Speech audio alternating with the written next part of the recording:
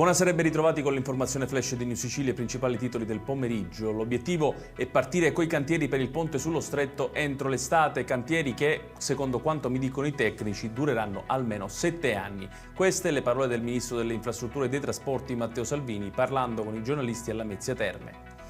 Il segretario nazionale CGIL Maurizio Landini è intervenuto a Paternò nel Catanese nella campagna di promozione del referendum dell'8 e 9 giugno.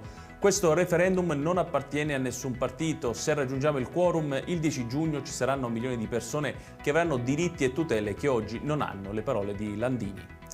2 collaboratori scolastici e una maestra di italiano di una terza elementare sono stati violentemente aggrediti dalla madre di un alunno che era stato rimproverato dall'insegnante.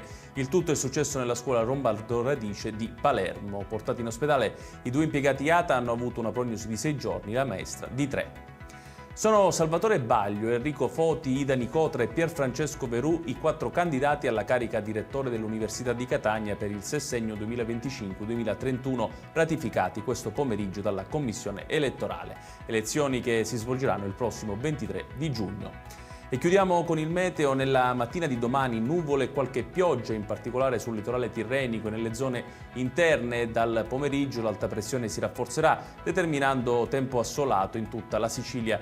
Temperature massime in aumento con Catania, Siracusa e Ragusa che vedranno il termometro superare i 30 gradi.